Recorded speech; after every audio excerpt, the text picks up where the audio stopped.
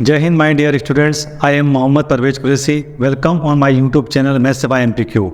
My dear students, हम आज एक ऐसा क्वेश्चन ले रहे हैं जिसमें आपको 3 वेक्टर्स दिए हैं। जैसे कि आप बोर्ड पर देख पा रहे होंगे, आपको ए बी सी 3 वेक्टर्स दिए हैं और यहाँ पर आपको पैरेललोपाइपेड का वॉल्यूम निकालना है।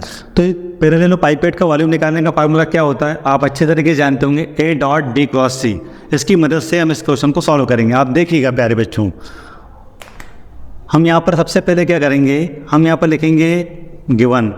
ठीक है, गिवन करके हम ए उतार लेंगे। ए कितना दिया है, आई प्लस जे प्लस के, जो आपको दिया हो क्वेश्चन में वो पहले आप लिख लेंगे। फिर हम यहाँ लिखेंगे B equals to I minus J plus K, और सी की वैल्यू हम लिख देंगे यहाँ पर। सी की वैल्यू है आई प्लस 2j माइनस के। ये वैल्यू हमने यहाँ पर लिख दी है। ओके, अब हम फार्मूला लिखने जा रहे हैं पैरेललोपाइपेड का। तो हम यहाँ पर क्या करेंगे, है ना, हम यहाँ पर लिखेंगे सिंस, है ना, द वॉल्यूम ऑफ पैरेललोपाइपेड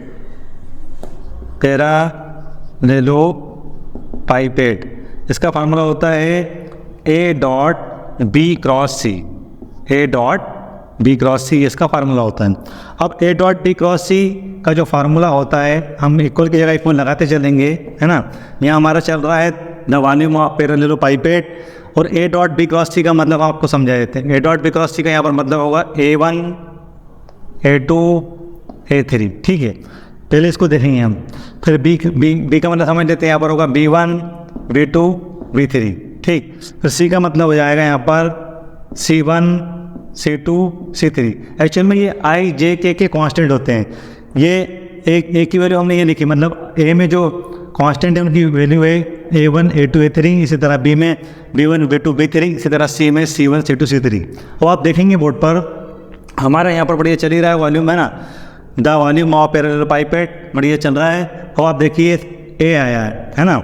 तो ए में हम आई का कोएफिशिएंट देखेंगे 1 है, जे का कोएफिशिएंट 1 है, के का कोएफिशिएंट 1 है। इसी तरह से हम बी में देखेंगे कोएफिशिएंट, तो आप देखेंगे यहाँ 1 -1 1, और सी में हम कोएफिशिएंट देखेंगे तो 1 2 और -1 है।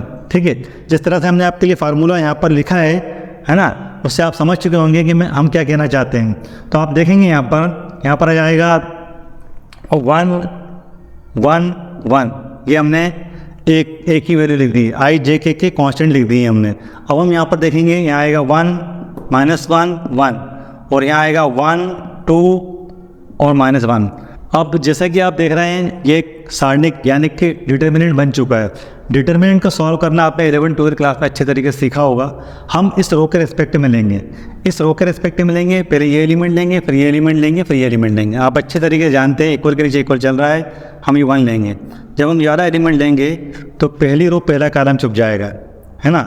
तो आप जो देख रहे हैं वो एलिमेंट हम लिख देंगे, यहाँ -1, यहाँ 2 हो गया, ये 1 हो गया, ये -1 हो गया। अकॉर्डिंग टू रूल पहले प्लस आता है, फिर माइनस आता है, फिर प्लस आता है। हम ये एलिमेंट ले चुके हैं। अब हम अगला सेकेंड एलिमेंट लेंगे, तो हम पहली रो पहला कॉलम छुपा चुके हैं। अब हम पहली रो दूसरा कॉलम छुपा देंगे तो क्या मिलेगा हमको मिलेगा 1 1 1 -1। पहले प्लस आया, फिर माइनस आया, फिर प्लस आएगा, तो क्या हो जाएगा, है ना। यहाँ पर देखिए आप, पहले रो तीसरा कॉलम छुपा देंगे तो कितना बचा, 1 -1 1 2, 1 -1 और 1 2।